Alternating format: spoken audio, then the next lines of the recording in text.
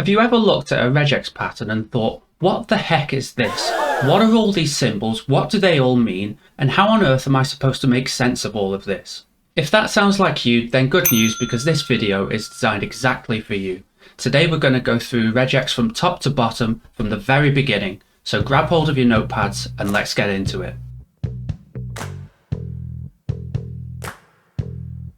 Well, the first thing that we want to go through is, what exactly is regex in the first place? Well, regex is short for regular expressions, and it's a sequence of characters used for searching, validating, and extracting text. This makes it incredibly useful for things like validating email addresses, extracting web links from a document, or you could even use regex in a lookup table. It's that powerful. The great thing about regex is that it's language independent, so many different programming languages can make use of it. In fact, later in this video, we're going to go through a few different Python examples, so you can see how basic programs can make great use of regex. But first off, let's look at the absolute basics of how regex works. And for that, I'm going to use a tool called Regex 101.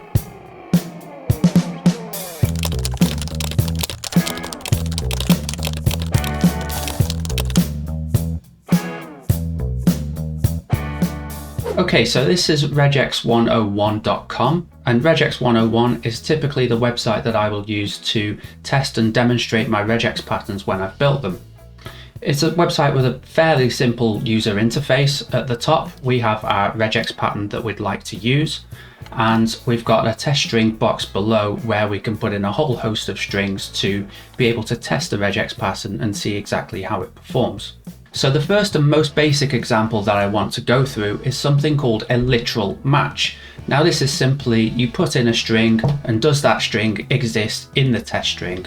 If so, match it. If not, don't match it. So for example, if I wanted to put in the string dog and I tested this on just the string dog, there will be a match. And we'll see that there's a match because there's this green box here in the top right corner that says one match. Equally, if I type in a longer string that says, for example, a grey dog and a brown dog, then we'll see that there's two matches because the string dog has matched both with the grey dog and the brown dog. So we see that there's two matches. What's important to note here is that we're looking for the string dog rather than dog being an entire word on its own. What I mean by that is if we were to make it dogs, that would still match because the word dog, or rather the string dog, is still contained within that. And that can be the same for if there's letters before that as well. So for example, if we were to make it hot dogs, it would still match on the dog part of that word.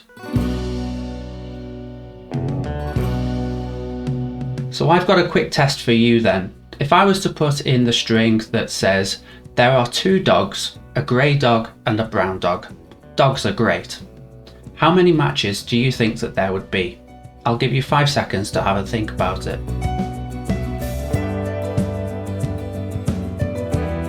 Okay, so if we paste in the string, we see that there's actually 3 matches.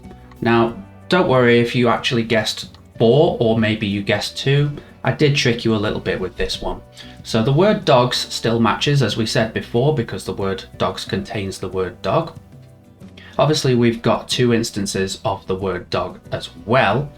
However, this word dogs does not match. Now, why doesn't that match? Well, we're looking for the specific string dog, or rather lowercase d, lowercase o, lowercase g. Whereas in here, we've got uppercase d, lowercase o and lowercase g.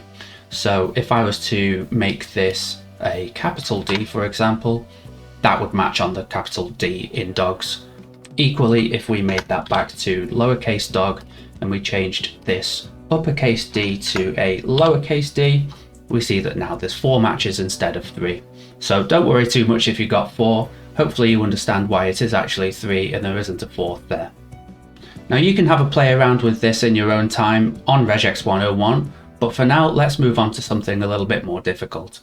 We're going to go into our first notation now, and I want to start here by using the dot notation, which is essentially a wildcard.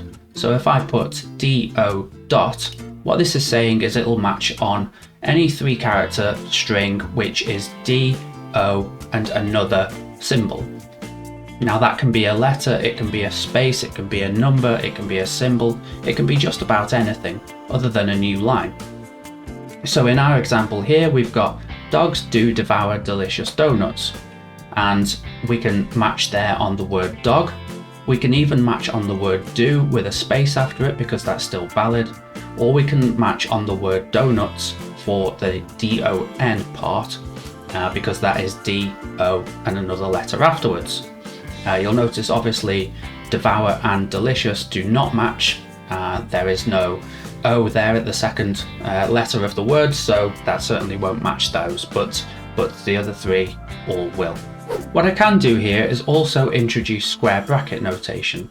So if I get rid of this dot and I get rid of the letter O as well, and then open square brackets and put O, E, and then close those square brackets, what this is now saying is match on a 2-letter string that is D followed by either an O or an E.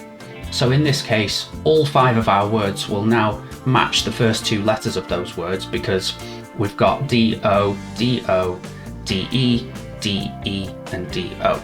So it's a D followed by either an O or an E in all cases. And this might work, for example, if you've got regional differences in how to spell a word.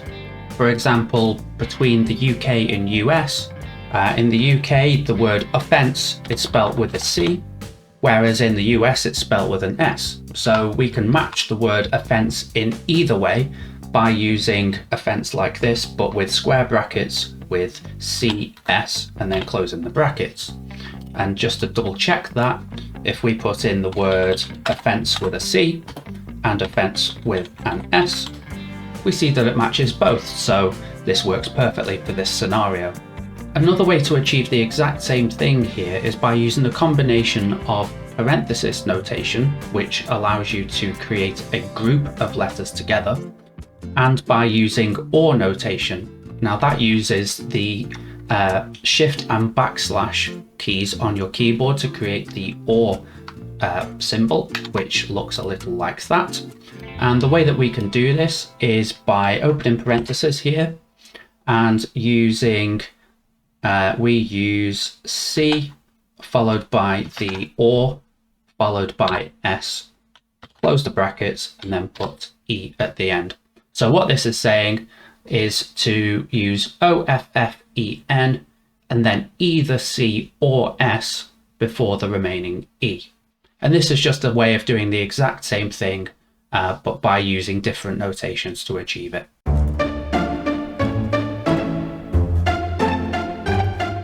Okay, test number 2. Given the word education as the test string, so let's type in education, I want you to think of a way of capturing all of the vowels that are contained within that word by using what we've just learnt. I'll give you 10 seconds to think of a way to do that.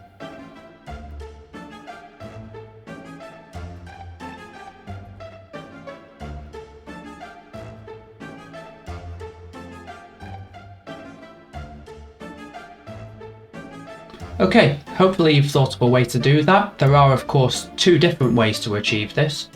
The first one would be using square bracket notation. So again, open and close our square brackets, and I just want to type in the letters A, E, I, O, and U. And that's basically saying to capture one letter that is one of these 5. So either A will be captured, E will be captured, I, O, U, etc. One of these letters will be captured, and you can see that there are 5 matches within the word education. Equally, we can do this just as easily using the parenthesis and or notation. So if we open a parenthesis, type in A, or E, or I, or O, or U, close the bracket. Again, we've got 5 matches. This has been done in exactly the same way, just using different notation again. Okay, brilliant. You've learnt the absolute basics of Regex there and how to use it. Now let's move on to something a little bit more complicated, which is backslash identifiers.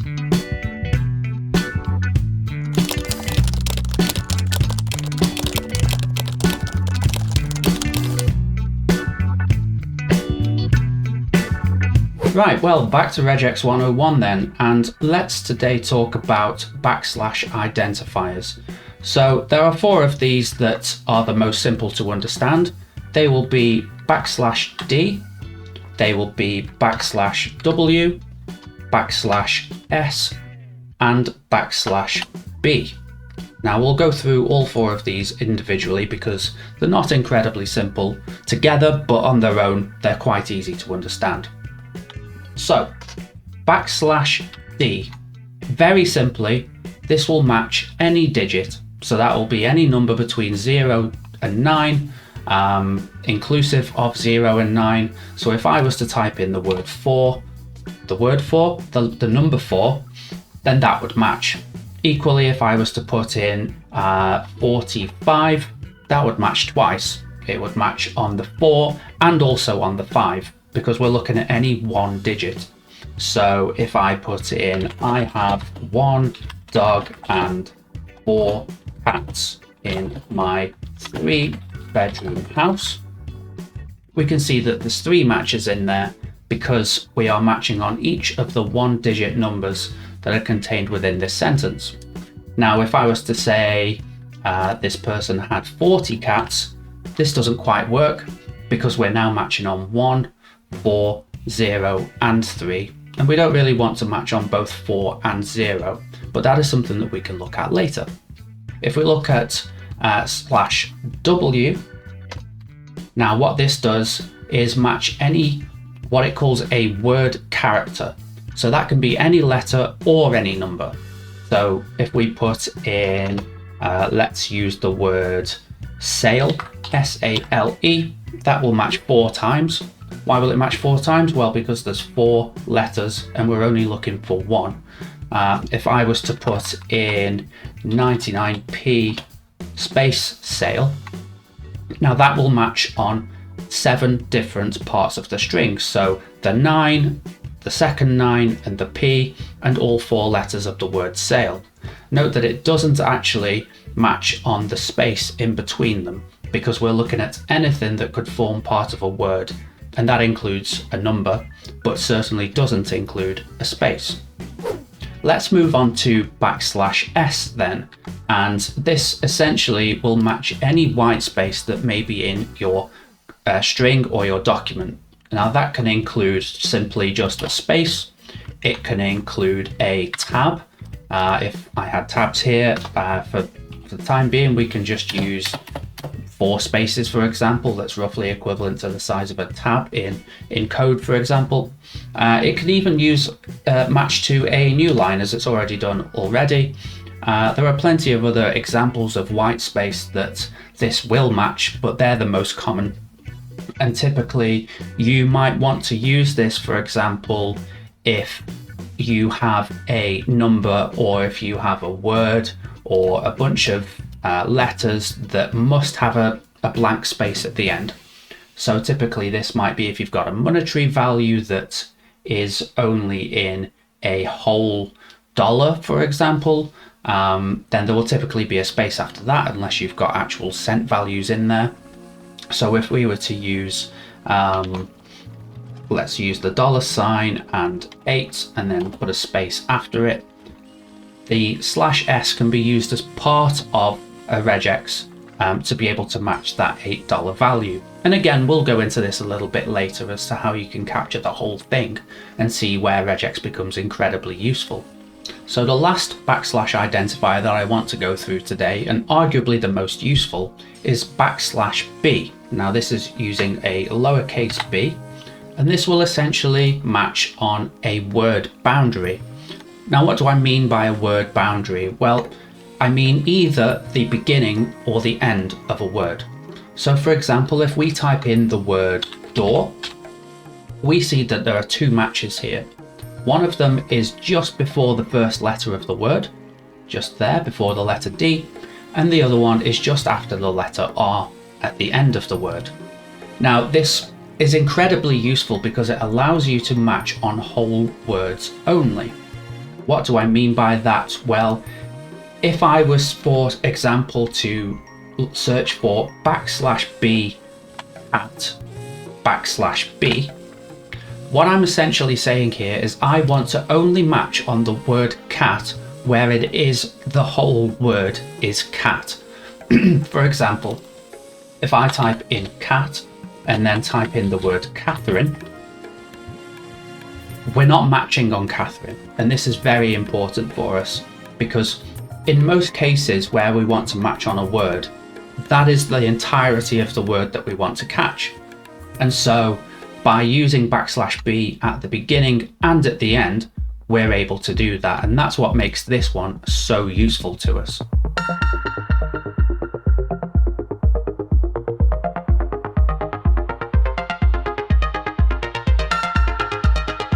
Okay, test time again. I want you to think of a regular expression or a piece of regex that will match on strings that are one number followed by one letter, and that's the entirety of it. There is a space before it and there is a space after it, or it's a word boundary, for example. I'm giving you a little bit of a clue there. So in this case, I want to match on 5E. I want to match on 4C. I don't want to match on P5. I don't want to match on 2C. And I do want to match on 8X. So I want to match on a single number followed by a single letter. Now, I'll let you pause the video and have a think about how to achieve this. I won't give you an amount of seconds because it'll likely take a little bit longer than that. But go away and have a think about it, and I'll be with you in a second.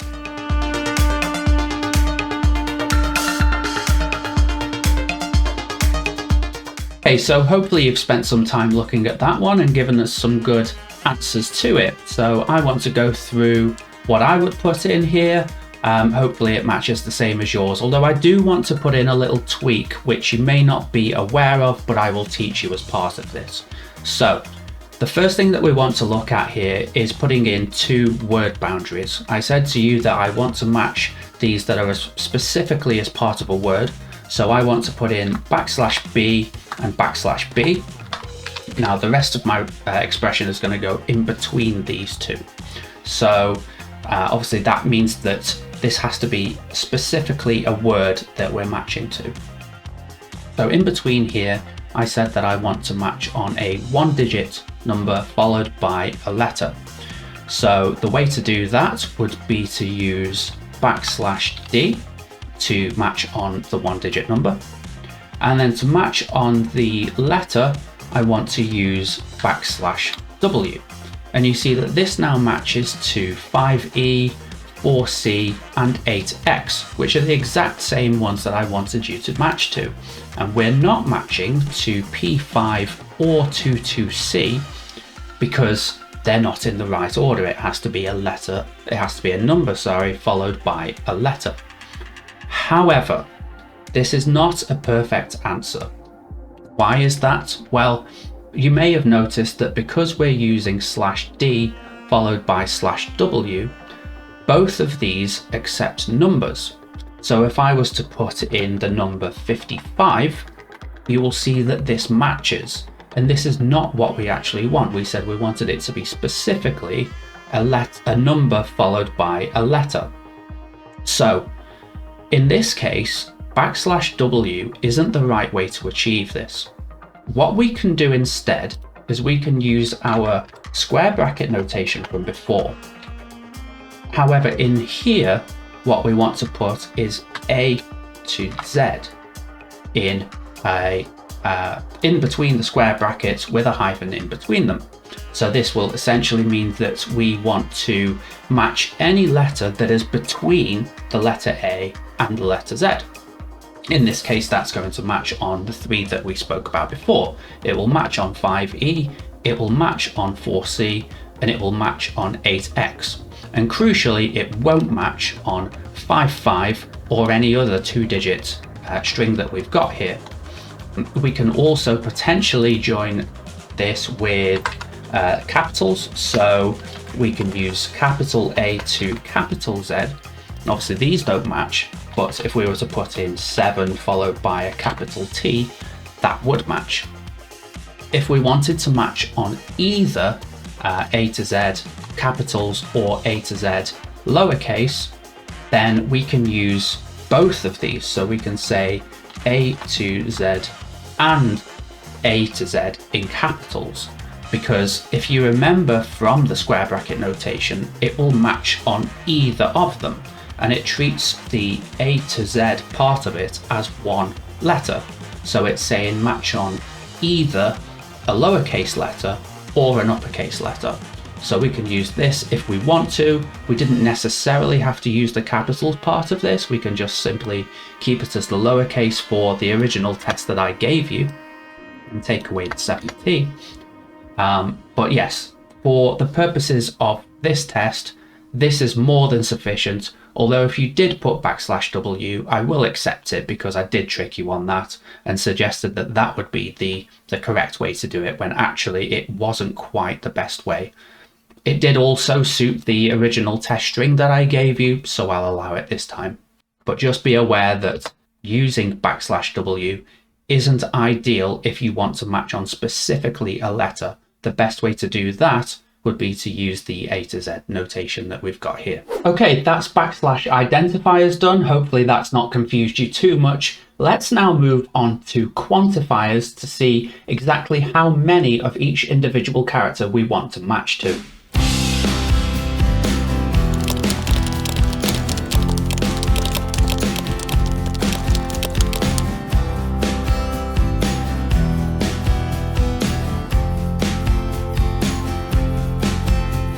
Okay, let's now get into quantifiers, and as I've already said, this is a way of specifying how many of each individual letter, number or group that we want as part of our overall match.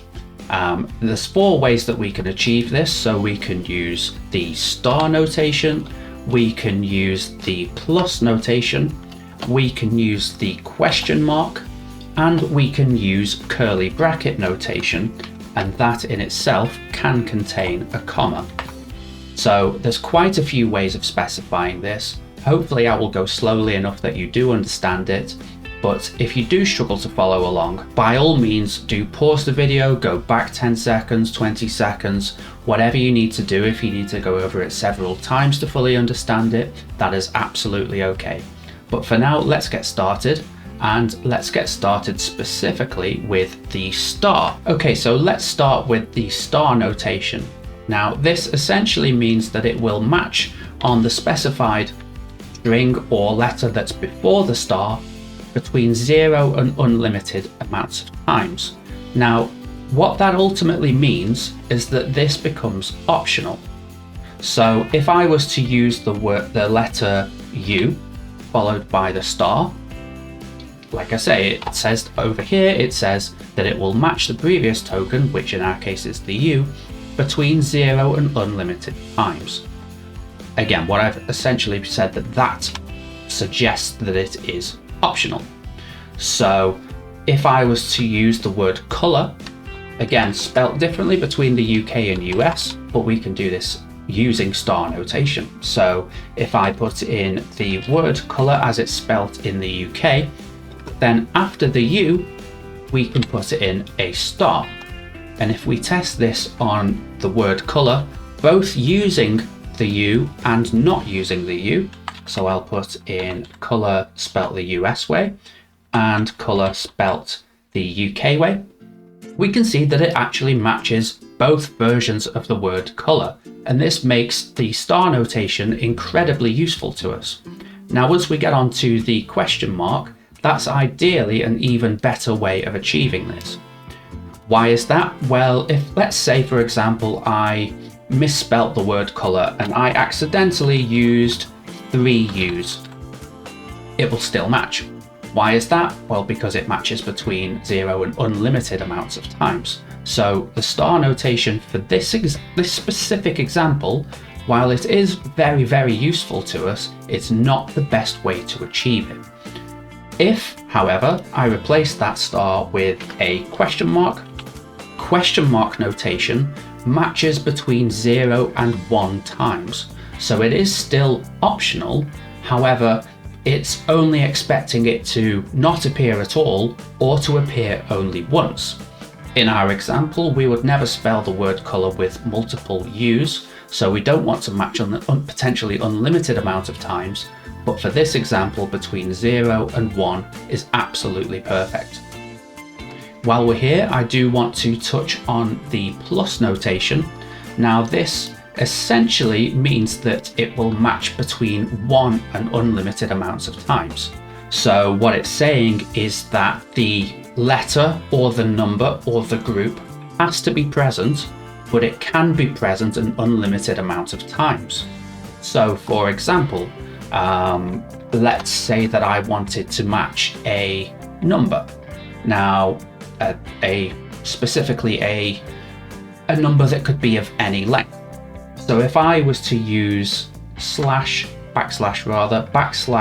D followed by a plus, this will now match on any number that is not specifically one digit, but it can be an unlimited amount of digits. So if I was to put in the number 1, followed by the number 2 twice, followed by the number 3 3 times, followed by the number 8 8 times, you will see that there are 4 matches here. And the 4 matches are specifically 1, 22, 3 3s, and 8 8s. So it's the perfect way, \D plus is the perfect way to match any whole number that may be in your string or your document. And the reason for that is we're using \D, which matches a digit, and we're using plus notation, which says to match that digit between 1 and unlimited times. So we can match 1 digit, we can match 100 digits. As long as it's part of the whole number, it will match that whole number. And that makes the plus notation incredibly useful, specifically for numbers. It can also be useful for matching text as well in specific circumstances, but for matching numbers, using the plus notation is brilliant. Finally, I want to touch on the curly bracket notation. Now this is a way of specifically saying how many of a letter, a number, a group that you want to match on. So if I was to put in \D and then curly braces with a 3 in there, what this will do is specifically match a 3 number block. And so we can see that we match on the 3 3s. We also match on the blocks of 8 that are in here as well, because there are obviously 8 of them, so there are many different combinations of 3 that can fit into that. So what we can use as part of this is, say, we can use our word boundary notation again, and we can say \B followed by 3 digits followed by another \B.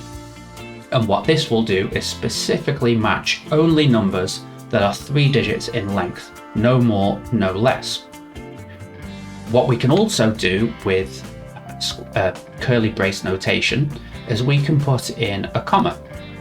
So in our example here, we can put in 3, comma, and what putting in 3 and a comma will do is say that we want to match that digit between 3 and unlimited amount of times. If we then put in a number after this, we can say we want to match any string with a amount of digits between 3 and whatever number we put after the comma. So we can put 3, 4, and this will only match the 3 3s. However, if we put in 4 4s, let's say, it will also match the 4 4s because it's looking for a block of digits that are between 3 and 4 digits long.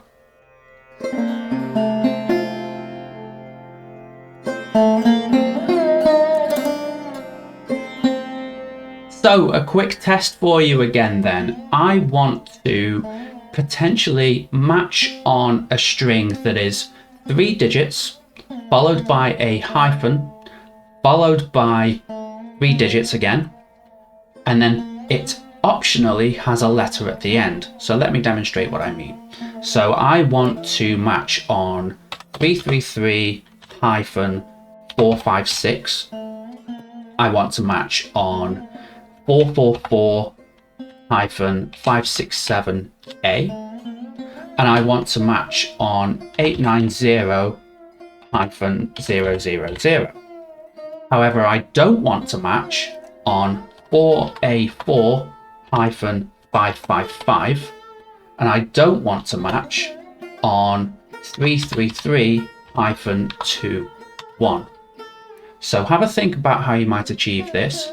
This will use word boundaries, it will use curly brace notation, it might even use a question mark. So have a think, and pause this video while you have a think about it, and I'll be with you very shortly.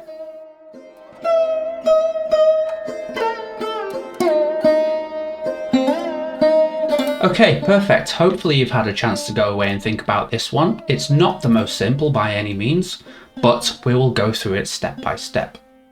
So, again, the first thing that we want to go through is word boundaries. We don't want them to be part of a longer string without any spaces in there, so we want to use \b and another \b at the very beginning, at the very end of our regex, and the rest of our regex will go in between those two.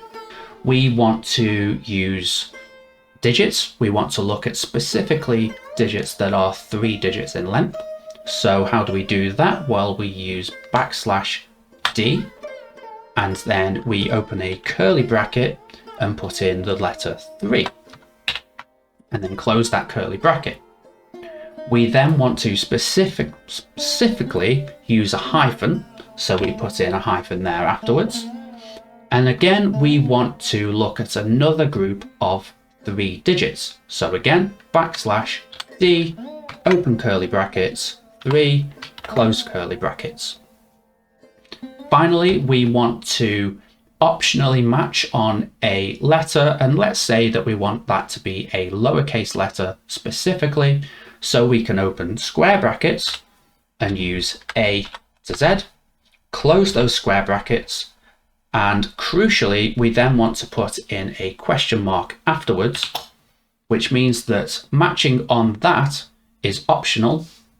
And now we can see that we're matching on the correct strings. So 333-456, 444-567A, and 890-000 are all matched. And the incorrect strings that we specifically didn't want this to match are not matched by it either. So well done if you got that one. I appreciate that it was not the most simple at all. There are quite a few different elements as part of it. But if you did get it right, well done. That's actually quite difficult regex to understand. You certainly wouldn't have understood it at the beginning of this lesson. So very well done. By the way, if you are finding this video useful, do consider dropping me a like on the video and potentially leaving me a comment to let me know what it is you're enjoying about it. Any likes or comments on the video are massively appreciated.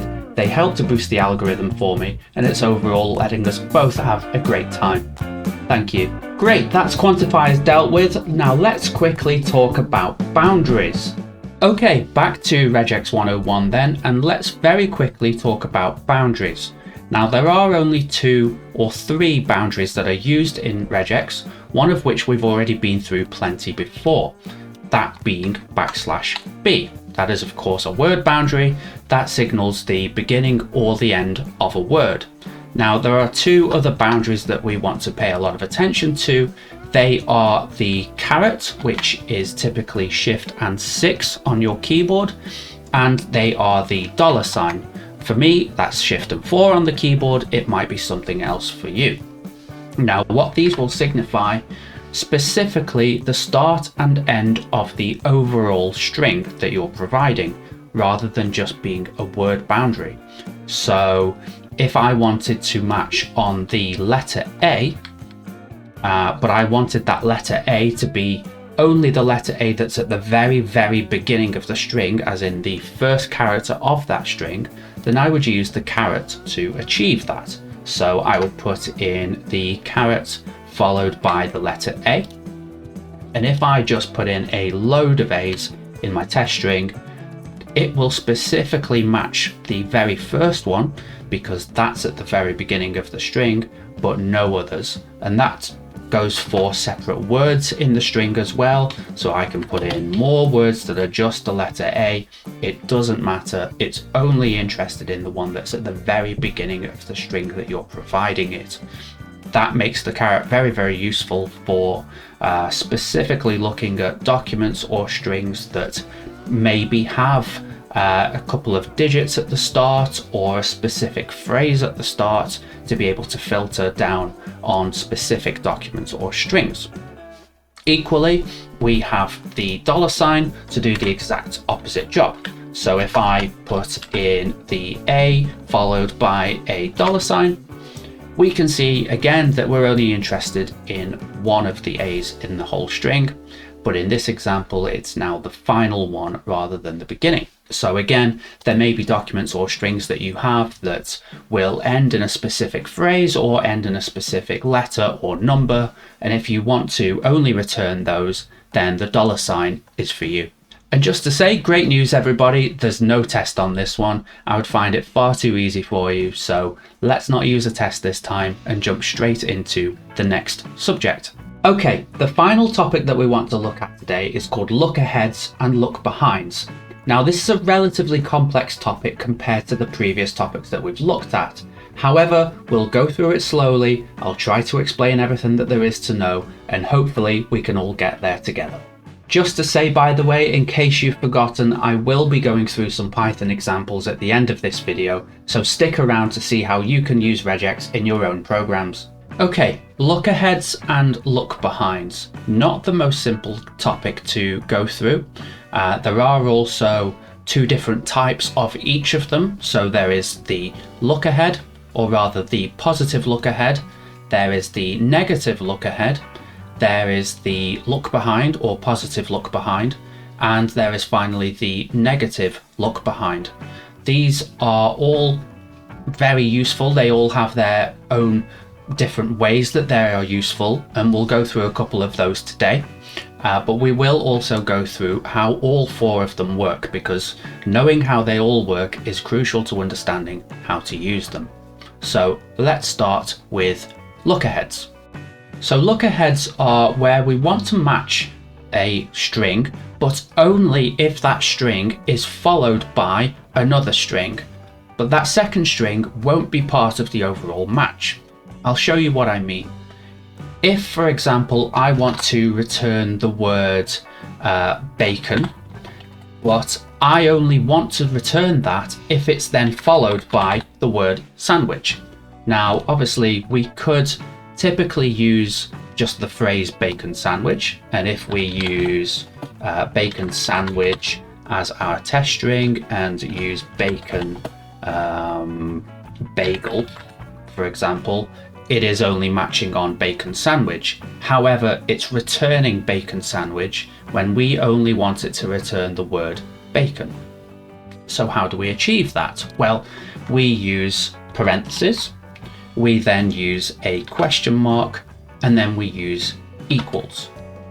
And what we want to do at the end is close those parentheses as well. Now, that's not quite right the way that I've written it, because what I actually want to do is just use the word bacon without the space at the end and add the space to the look ahead. So as a result of doing that, what we're doing is matching on the word bacon if it's followed by the word sandwich with a space before it. Otherwise, we don't match it. So I can add a few other strings in here. I can add just the word bacon. I can add bacon sandwiches, and that will match because it's bacon sandwiches obviously contains the phrase bacon sandwich, or rather contains the string bacon sandwich. But all of the other examples in there won't match because the word bacon isn't followed by the word sandwich. And I apologize if I've made you hungry going through that. So next we want to look at the negative look ahead. Now, this is relatively easy to incorporate if we've already got a positive look ahead written. What we want to do in this case is to just replace the equals that we've got in here with an exclamation mark.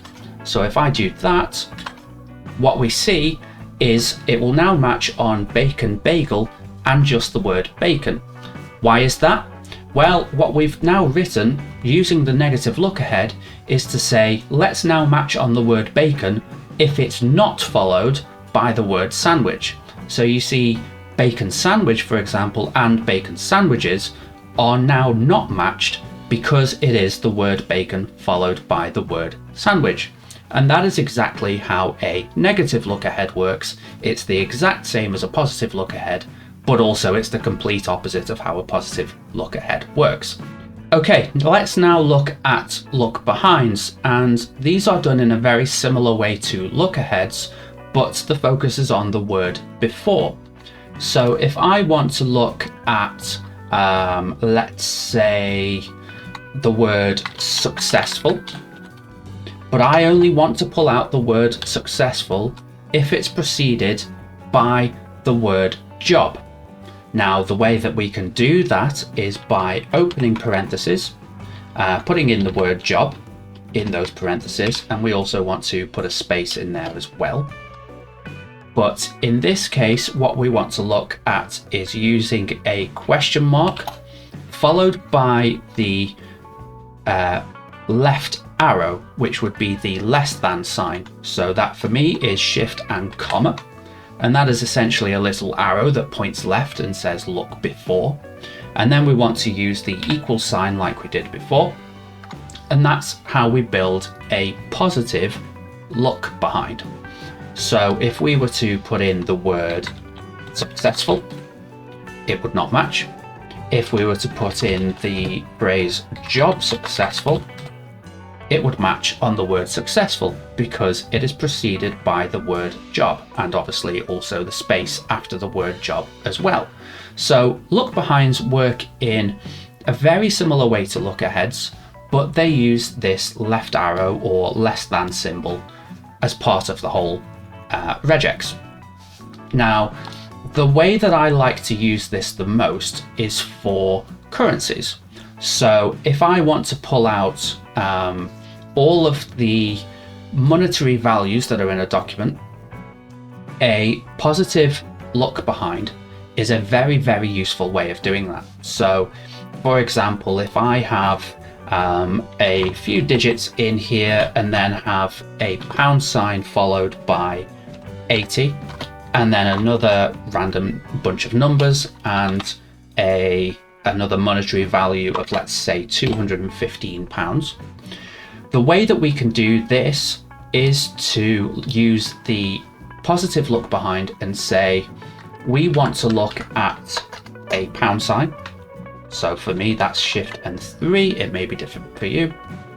And what we want to use here is what we went through before. So that would be \D and then plus. What will this do? Well, it will pull out the monetary values that I want. So that would be 80 and it would be 215 because they're the monetary values that are contained within the string or within the document. And if I know the order of the monetary values that are in the document, then I can assign 80 and 215 to be values that I'm already aware that are going to be in that document. So you can see exactly how that is incredibly useful to us. Similarly, we can use negative look behinds. So if I go back to the successful example and let's just get rid of the whole parentheses before and put in the word successful again. And if we pull out successful, then the way that we do the negative look behind is to say a question mark followed by the left arrow again, followed by the exclamation mark. Now, what's a good example of this? Well, sometimes you will get something that will say not successful. Now, obviously we don't want to pull out that if it's not successful, but we're looking for the word successful. So if I was to use the word not followed by a space in here, the word successful will match as expected. But if we use, let's say, job not successful, this won't match, which is exactly what we want. This is an excellent way of pulling out potentially negative values and not matching on them, and we make sure that any positive matches are correct. So if we were to pull out the word correct, we only want to pull out the word correct if the word not isn't before it. We obviously don't want to pull that out if it says not correct, because that would be incorrect, but we can use a negative look behind to achieve that, and this is how you would do it. Hopefully that makes sense to you. We are going to go into a little bit of a test now on this.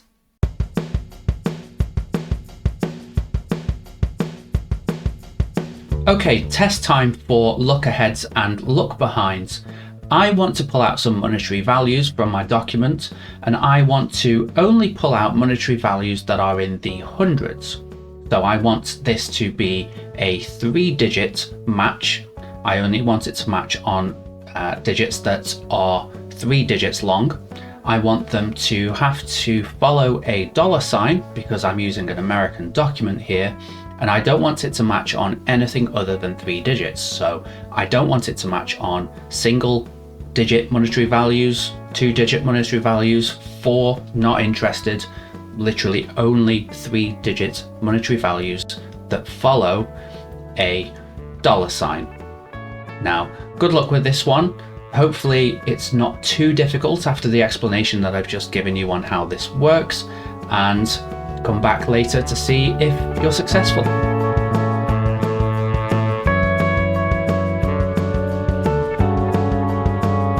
Okay, hopefully you got on with that test. I will admit that I did trick you slightly, but I will go into details as to how. If you got even close to the correct answer here, very, very well done. This is not a typically easy topic to understand, look aheads and look behinds. So if you've grasped it and you've given a good answer to this one, very, very well done indeed. Now, we wanted to pull out 3-digit monetary values that were followed a $sign, and specifically a $sign. We didn't want it to match on anything 2-digit or 4-digit or any other amount other than 3. So let's look at some potential examples. We can use $500, we can use £300, we can use $90, which we don't want it to match to, and we can use $8,000, which we also don't want it to match. Now, how would we get started from here? Well, firstly, we want to use a positive look behind to look for specifically a $sign rather than any other sign, like a pound sign or any other digit, for example. We want it to specifically be 3 digits that are straight after a $sign. How do we do this? Well, we use the parenthesis, we use a question mark, we use a left arrow or less than, and we use an equal sign, and then we put in a $sign and close the parentheses. However, this isn't quite right because the $sign is a boundary in itself. If you remember from the previous topic, the $sign signifies the end of the string. So you can see that actually what it's matched so far is just the end of the string. How do we want to specifically look at a $sign rather than using a $sign as the intended symbol that it refers to in Regex, which is the end boundary? Well, this is the part that I stumped you on and tricked you on, and I do apologize for it. The simple answer is that we use a backslash as an escape character before the $sign. So if we put that in, we're looking at specifically the $sign symbol as a string rather than using the $sign as its normal operation within Regex. And we do that, as I say, by using a backslash, which is known as an escape character, and it means that anything after the escape character is just used as its literal string. Hopefully you understand that. If you don't, by all means, go through it again. But from this point, it's not too difficult. So what we want to look at is specifically 3 digits that are after the $sign. How do we do this? Well, we go back to our trusty \d and curly braces, and we put a 3 within those curly braces. We're not quite complete because we are looking at two matches so far, which is the $500 that we would expect, but also the $8,000, because that is at least 3. So we finally want to round this off with a /b, which will be our word boundary, because we don't want any more digits after those 3. And you can see that finally we are at the point where we're only matching on $500, because it is a string of 3 digits followed by a word boundary that are immediately after a $sign. So like I say, fantastic job if you got anywhere near the actual answer to that one. I apologize for the trick that I gave you as part of it with the actual $sign and using the escape character, but escape characters themselves are very, very useful, because there are times, like I say, where you do want to match a $sign, or you want to match a caret, or even want to match brackets, but you're not able to typically do that because they're a regex function in themselves. So that's why we use the \. So very, very well done. Now, as I said, let's get into some Python examples.